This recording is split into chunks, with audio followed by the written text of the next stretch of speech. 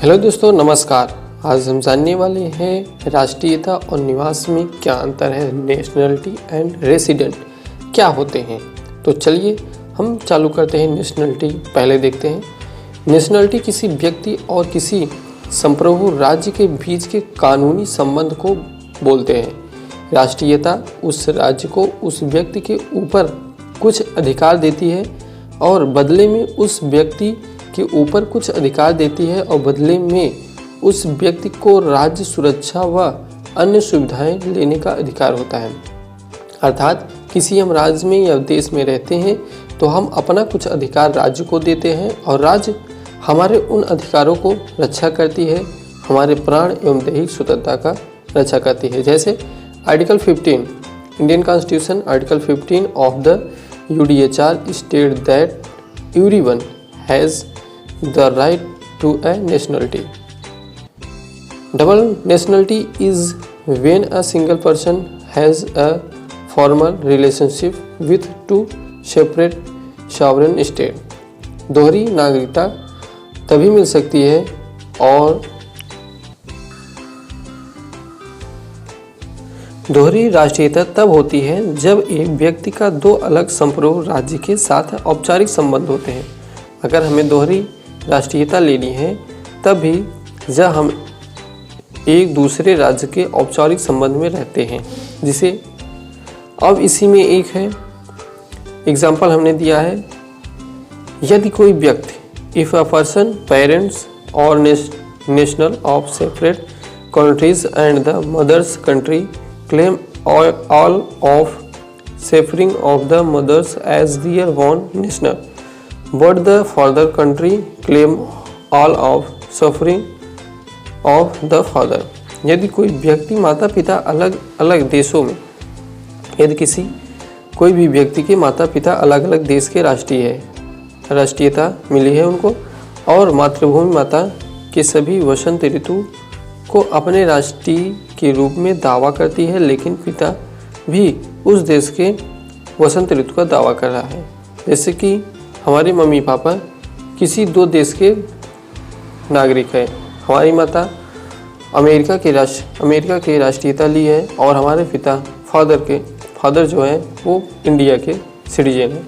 तो इसमें दोनों क्लेम करेंगे कि हमारे बच्चे को अमेरिका का सिटीजनशिप मिले, राष्ट्रीयता मिले, और हमारे पिताजी कहेंगे कि हमारे लड़के का इंडिया में राष्ट्रीयता मिले। तो दोनों लोग क्लेम कर सकते हैं, लेकिन जहाँ तक दावा रहेगा, जहाँ उनके पिता रहेंगे वहाँ तक ही सीमित रहेंगे। आगे हम बढ़ते हैं।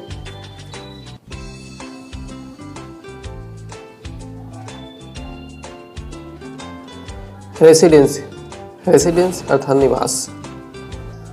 A residence is a place or normally a building used as a home or dwelling where people resides। अगर जहाँ पर हम नॉर्मली एक घर बनाते हैं और वहाँ पर रहते हैं और रोज़ आना जाना रहता है, जहाँ पर व्यक्ति रहते हैं एक दूसरे की तरफ, तो वही हमारा निवास होता है। अगर कहीं हम रह ले 2-4 दिन या फिर निवास हम करते हैं, भोजन करते हैं, ग्रहण करते हैं, आना जाना हमारा वहीं से काम होता है, तो वही निवास होता है। इसमें कई प्रकार के निवास होते हैं। डोमिसाइल ये एक लीगल फॉर्म है। A legal term for residency का एक लीगल फॉर्म होता है डोमिसाइल, और इसी में है habitual residence. A civil law term dealing with the status of refugee and child adoption. Next है tax residence to determine the location of someone's home for tax purpose. अब हम देखेंगे रेसिडेंस के दो भागों में बांटा गया, दो पार्ट में डिवाइड है। ऑर्डिनरी रेसिडेंस और नॉट ऑर्डिनरी रेसिडेंट। एक होता है इसी में NRI क्या होता है? नॉन रेसिडेंस ऑफ इंडिया, मतलब जो भारत में जन्मे हुए थे लेकिन यहाँ से जन्म लेकर बाद में कहीं अब्रॉड या फिर कहीं विदेशों में शिफ्ट हो गए हैं, यहाँ की नागरिकता हटा दी गई है और वहाँ पे नागरिकता उन्होंने ले ली है, तो क्या होंगे? NRI बोले जाएंगे। अब इसी में देखेंगे condition of residence. Access is in India for 182 day और more. Access is in India for 16 days or more, 365 days or more in the past 4 years। Residence तभी एक्सेप्ट होगा जब इंडिया में 182 दिन या उससे अधिक आप रह लेते हैं तो आपको रेसिडेंस मिल जाती है। अगर आप 60 दिन या फिर 365 दिन तक या उससे 4 साल पहले तक आप रह रहे हैं तो आपको रेसिडेंस कंडीशन आपको प्राप्त हो सकती है। These 2 points follow that residence।